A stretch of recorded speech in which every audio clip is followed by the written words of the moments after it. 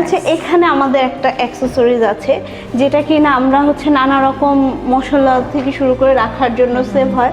তো এটা রাখার পর দেখা যাচ্ছে কি হয়, এটা আমরা যদি এভাবে ছেড়ে দিচ্ছি এটা কিন্তু অটো নিয়ে নিচ্ছে এবং সেটআপটা থাকলে যেটা হয় যে ক্লিন করতে অনেক ইজি হয়।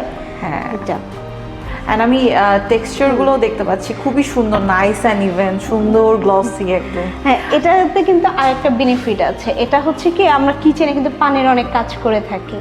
তো দেখা গিয়েছে যখন আমরা এইচপিএলটা বা অ্যাক্রিলিক ইউজ করছি এটা কিন্তু পানিতে নষ্ট হওয়ার সম্ভাবনা খুবই কম থাকে। ও ওয়াও।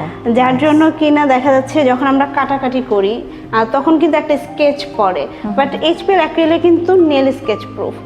ও নাইস। আচ্ছা আপু, আমি একটু জানতে চাচ্ছিলাম আপনাদের এই যে সুন্দর এটা কি ইউজ করেছেন, কি স্টোন? এটা আমরা হচ্ছে গ্রানাইট ইউজ করেছি। গ্রানাইট, ওকে। আর হচ্ছে দেখা গিয়েছে অনেকে এটাতে চাইলে মার্বেল কিংবা হচ্ছে